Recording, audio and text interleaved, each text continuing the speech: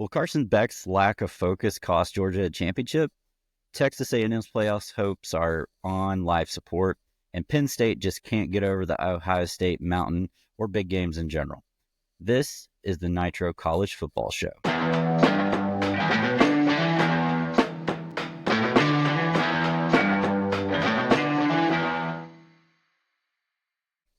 Hey everybody, I'm Burl. And I'm Streit. And this week we wrap up college football's week 10, and we look ahead to the final month of college football's regular season.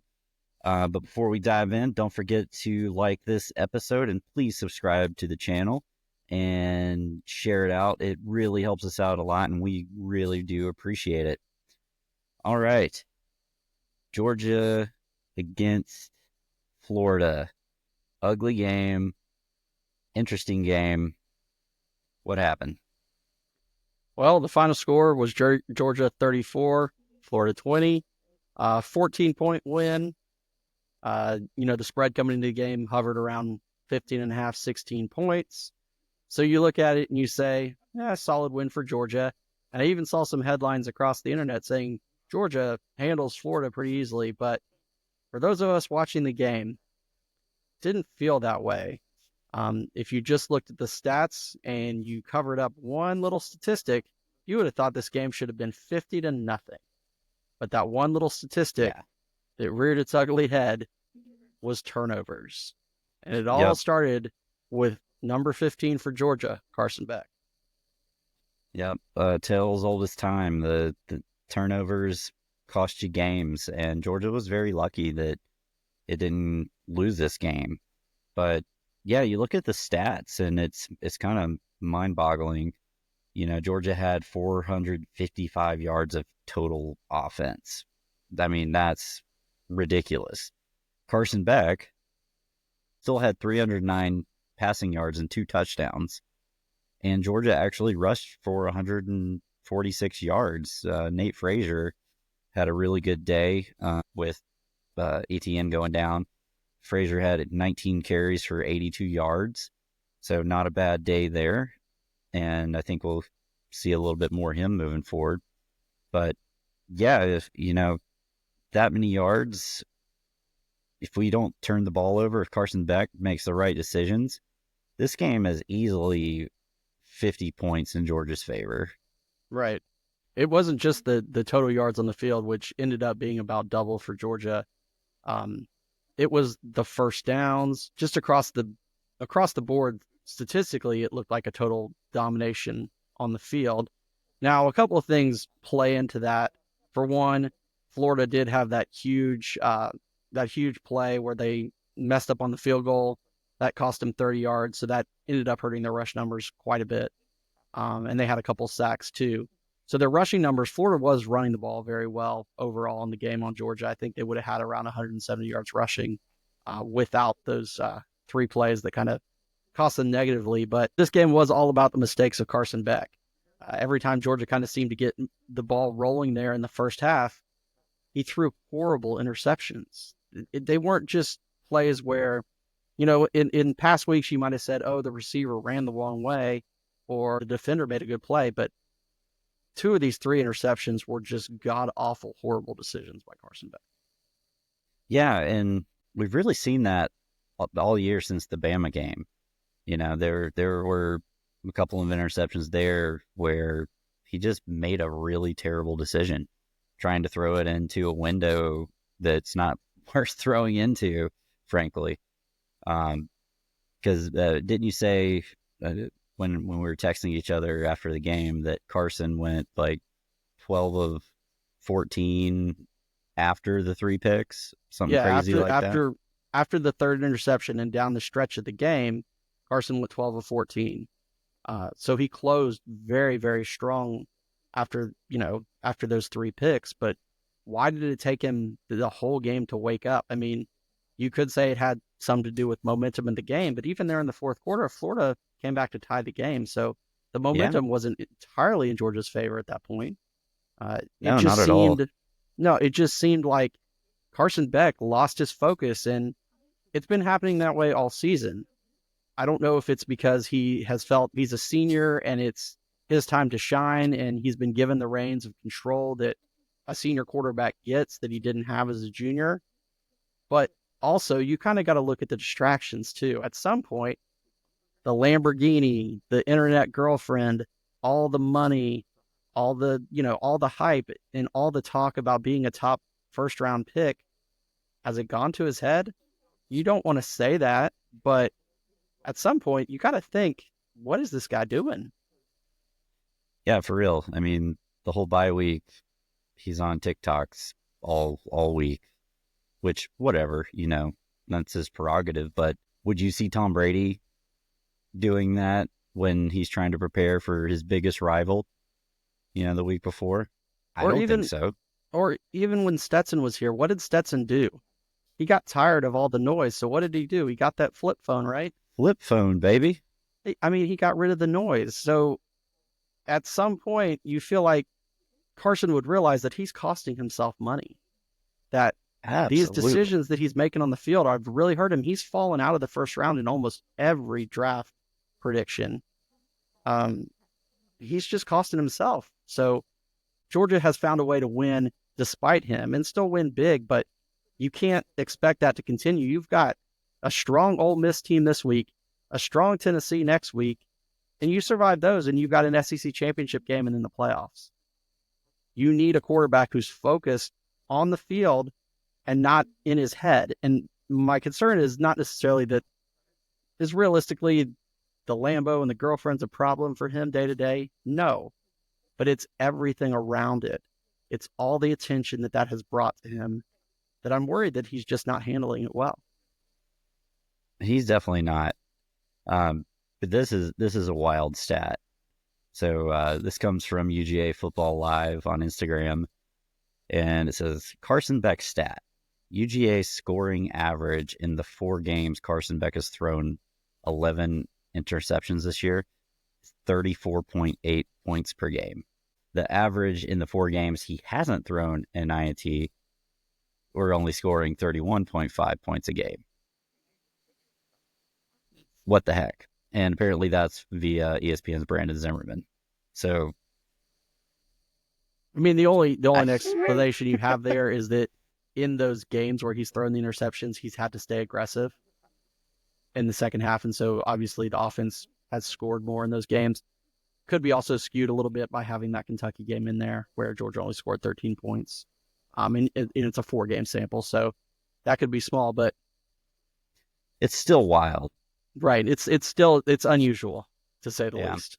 Another interesting thing I heard this week from Matt Stinscombe, former Georgia great, Carson's having to throw the ball 40 plus times a game, which is ridiculous in itself.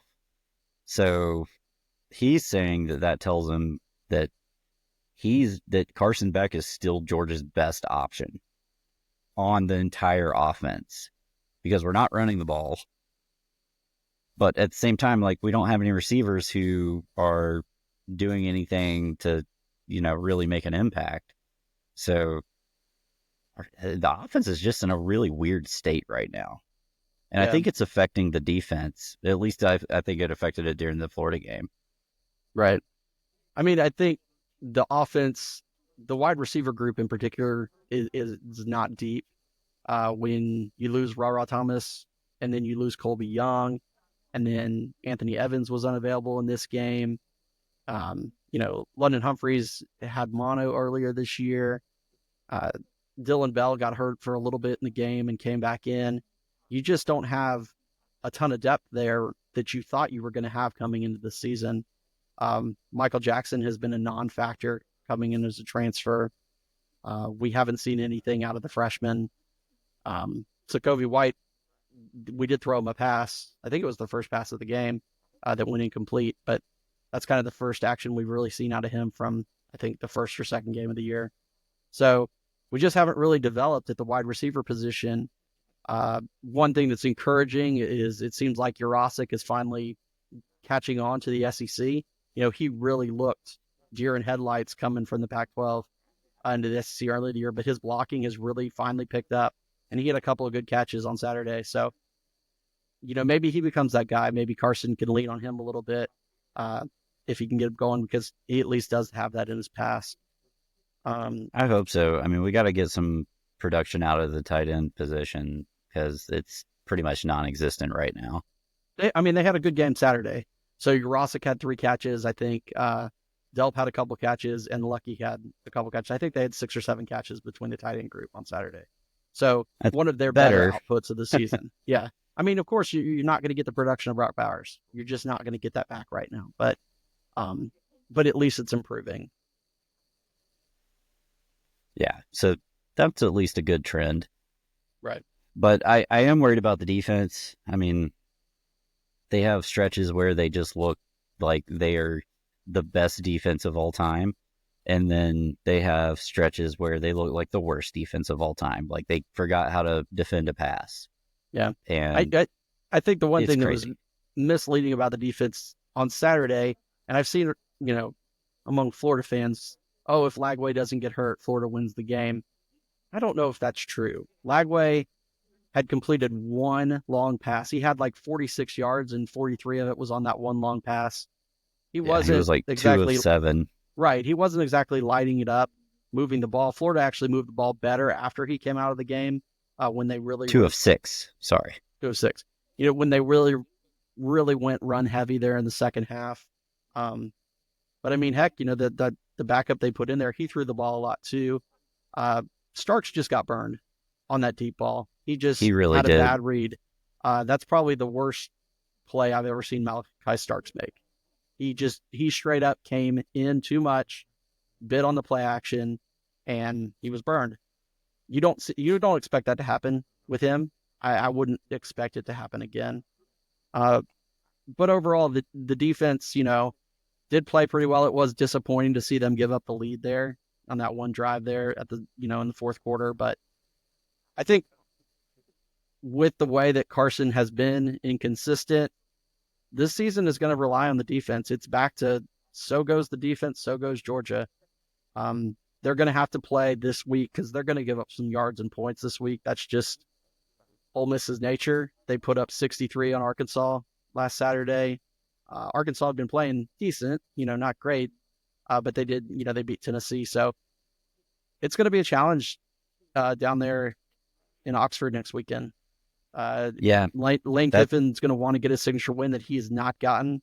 So Georgia's going to need to step it up, and hopefully, if they can get a clean game out of Carson, there's no reason that they don't win. But if Carson's inconsistent again, then we might be in for another battle.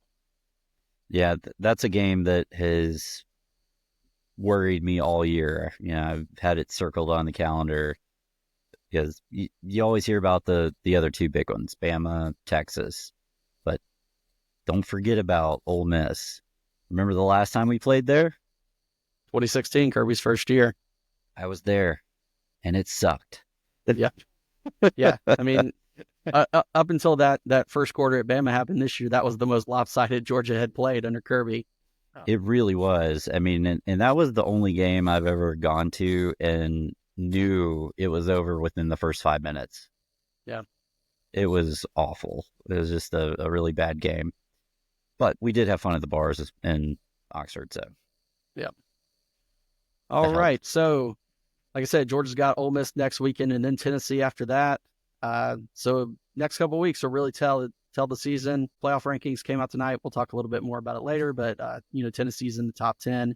Ole Miss was just outside the top 15 at number 16. Georgia came in at number 3. So it's going to determine a lot towards the SEC championship and the playoff run coming forward. Yeah. So Penn State, they lose again to a ranked team, and this time it's Ohio State. And it was a really good game, though. Like, it was very exciting. They were in it. That interception that Ohio State made was one of the craziest plays I think I've ever sin. Because it was nuts. That really ended up being the difference in the game. Like the whole stadium thought it was a touchdown. Yeah, it looked like it until you got the replay. It's another one of those cases for James Franklin. Ohio State has really been a thorn in his side. He's continued to look like the Mark Richt of the Big Ten. They were able to beat Ohio State in 2016, but since then they have lost every single time they've played there, and they just can't get over that hump. Be it Ohio State or Michigan, they continue to play and be number 3 in the Big Ten, and unfortunately, I just don't see it changing. Yeah. So the real question here is, if they fire James Franklin, do they hire Clark Lee? To follow to get another Vanderbilt grad. Yeah. I mean, it worked out well. Penn State was in a bad spot when they hired him. It's true. Bill O'Brien, had kind of helped weather the storm after the Paterno mess and everything. But, he's been there for a long time now, 11, 12 years, something like that. So I don't know. It just depends on how long the people in Happy Valley are willing to wait for him to get over that hump. That's funny that you say he's the Mark Richt of the Big Ten, and I was literally thinking the same thing this weekend, and you beat me to it. So congrats. Well, thanks. But yeah, he totally is. He totally is. He's got great teams. His record's great. He's got it's a good program. And he's put a lot of quality players into the league, and exactly, he's built back up that program and done a lot of good things. It's just can't get past Ohio State or anybody ranked in the top 10. Yep. I think they were like 1-7, or maybe it was in the teens. So something crazy. But they've won one game. So. But as you said, the game itself was exciting. Ohio State had to bow up there twice at the end when Penn State had chances to tie there in the fourth quarter. So Ohio State survives. I guess survive's not the right word when they were the lower ranked team, I think, coming to the game. But they've moved up. They were number 2 in the new rankings that come out. So you've got Oregon 1, Ohio State 2. And in a few weeks, they've got the biggest matchup they have left on their calendar until potentially a Big Ten championship game when they take on Indiana, who is at number 8 in the college football playoff. And, the winner of that game, I think, pretty much locks up a spot in the playoff. Yeah, that's going to be a big one. I'm looking forward to it. I'm excited for Indiana. They're looking scary. The big bad Hoosiers, the big football powerhouse. Though I will say one thing about Indiana, there has been some chatter online that they should have been ranked higher in these playoff rankings that came out today. I don't buy it because their strength of schedule is so pathetic. Yes, they're a nice story, and yes, they've been beating people, but they haven't played a ranked team all year. So they got a chance to show it when they play Ohio State in a few weeks. But until then, trying to rank them with a strength of schedule like in the 100s against Georgia, number 1, Ohio State, who was like 18, 19, somewhere in there, and Oregon, who was like in the 30s. No, you can't. Yeah. So looks like Indiana's ESPN FPI strength of schedule ranking is 103rd out of 134 football. Right. Wow.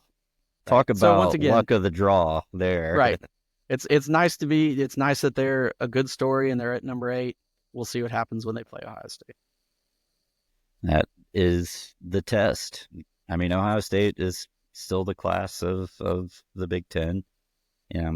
Michigan had their year last year, but yeah, it'll be fun. It's going to be a fun next few weeks.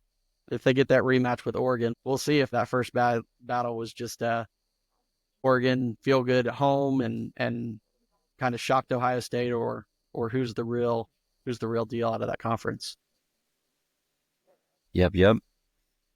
And Clemson ends up falling to Louisville, which was shocking in the way that they did, because it really seemed like Louisville just controlled that whole game.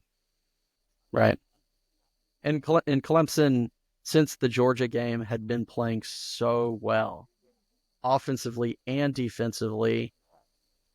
And Louisville came out and just got up on them early and then just kind of held them at bay, Clemson never really got fully back into it. I think they got within a couple scores, but they were just beaten down. Louisville totally exposed them. And with that, Miami, who was struggling with Duke until I think around the third quarter, and then all of a sudden Miami blew past them. The ACC has been reshaped. So you've got Miami, who is still at the top. I think they came in at number 4 in the playoff rankings. And then SMU and Pittsburgh played, and Pittsburgh was undefeated coming into that game, and SMU beat the dog out of them. Yeah. So going back to Miami, I have mea culpa. I've been saying for weeks that they're the team that I least trust in the top 10. I got to say, I think I trust them a little more than a lot of other teams because they have a quarterback who is solid and is showing up for the big games and makes the plays when he has to. So that's something that you have to have once you get into the playoffs. We saw it with Stetson. We've seen it in the past with, the Alabama teams as well. They're impressive, and the rest of the team is okay, but I mean, they have a legit star at quarterback. They do. And with Clemson losing again and SMU having a weak schedule the rest of the way, I think we're headed towards a Miami SMU ACC championship game for a spot in the playoff. Who had that on their bingo card? I think everybody was predicting that one. So yeah, almost SMU, man. I mean, they're a sleeping giant. We talked about that a little bit last week. Especially age of NIL, man. I mean, Craig James is going to come back and make it rain. So as shocking as that was to see Clemson fall to Louisville, it was more shocking to see Texas A&M just get absolutely dragged by South Carolina on Saturday night. Like we on this podcast last week, we praised Marcel Reed. This week, I am praising Larry Sellers because he looked like the real deal, and Marcel Reed looked like the pretender. Yeah, last week, Marcel Reed looks like the next coming of Lamar Jackson, and now this kid Sellers. Yeah, and it's interesting, if you look at South Carolina, they got some weird stuff that happened to them this year. They got a 3-point loss to LSU and a 2-point loss to Alabama. They win those games, and they're competing for a spot in the SEC championship game. Yeah. Their defense is playing really well, and certainly Beamer's got them believing. Sellers, I think he's a sophomore. He's going to be really good. You knew Ace Sanders was awesome when he was at Arkansas, so him being there and having success at South Carolina is not surprising. They've got a pretty good receiving core and a good tight end. Like, I was impressed. South Carolina really, really opened my eyes a little bit. They've obviously got Clemson at the end of the year. They could make some noise, and they're going to be outside of a playoff berth because they've got 3 losses, but they might make some noise, might get a good bowl out of it. Yeah. I mean, they could upset somebody along the way. I don't know who else they play the rest of the year, but they're a good team. I mean, like you said, like 2 really close calls on some game against Bama and LSU. They've got a great defense. Their front 7 on their defense is right up there with anybody else's in the conference. Georgia, Bama, Texas, like they're that good. Yep. So yeah, that was wild to see, especially after the game that A&M had the week before against LSU, who beat South Carolina at South Carolina. Granted, that wasn't at night. Right. South Carolina at night is, I mean, anywhere in the SEC at night, you're gonna have a bad time. Right. Right. So for A&M now they've got 1 loss in conference and their loss to Notre Dame. So they've got 2 losses on their schedule. End of the season, big matchup with Texas. It's probably still going to end up deciding 1 SEC championship game spot is going to come down to Texas A&M. So renew the rivalry, bring it up. But we'll see what happens. Now, for Notre Dame, it looks like they came into the playoff rankings at number 10. They don't have much left on their schedule, so at this point, you can probably go ahead and chalk Notre Dame into one of those spots in the playoff, unless something crazy happens and USC pulls an upset, and I just don't see it. Notre Dame's going to be in the playoff in the first year. Who would have thought? I think everybody. I know. Yeah, so looking ahead to that Texas A&M Texas game, I was just checking the line.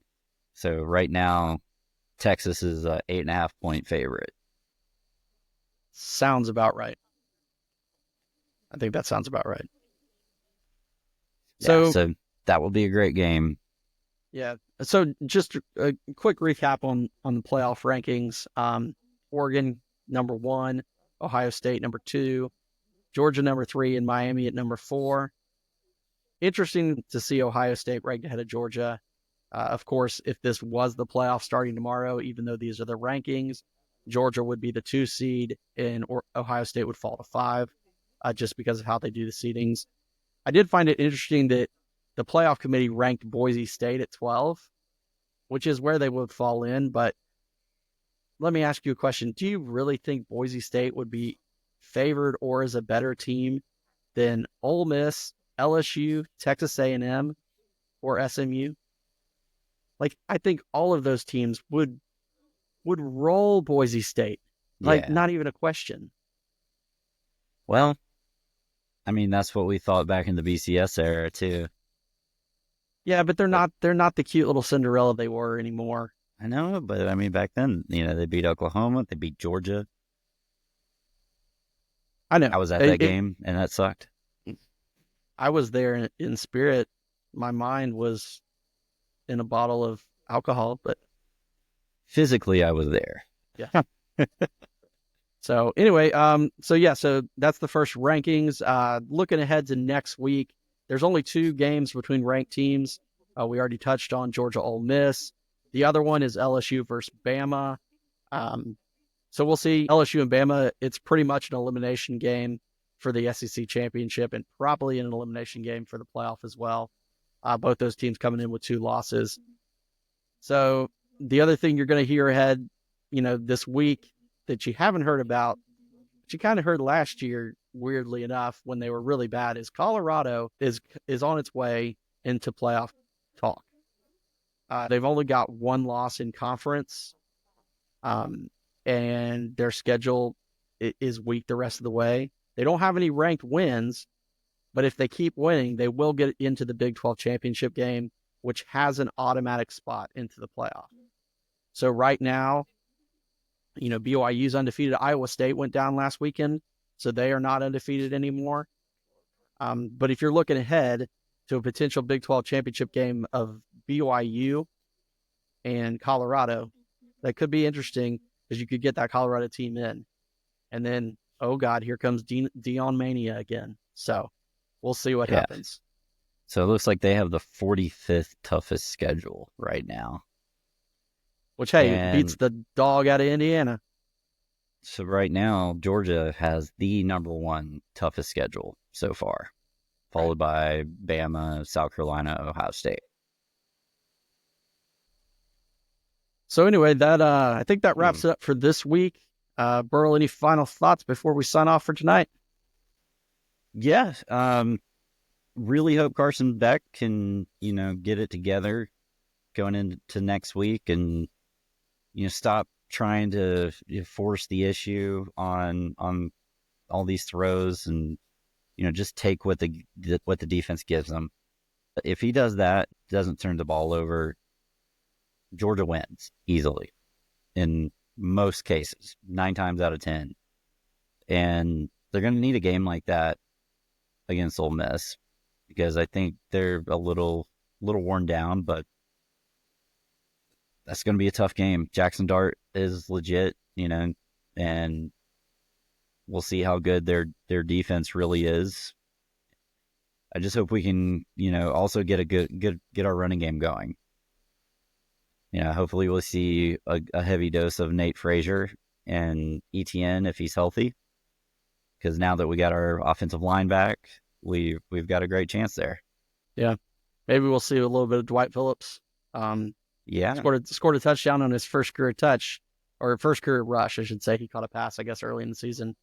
So maybe we'll see him get worked in. I know he's a speedster, but if Etienne truly is banged up and Branson is still out, obviously, and Roger Robinson's still out, we got to get some other running back depth going. So you've got Dwight Phillips, you've got Chauncey Bowens. I mean, neither of them have played much, but you got to start warming them up and get them ready.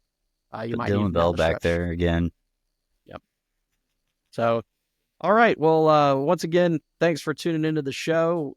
We appreciate you checking us out. If you like the show, please leave us a like, subscribe to the channel, and we'll talk to you again next week. See ya. Go Dawgs.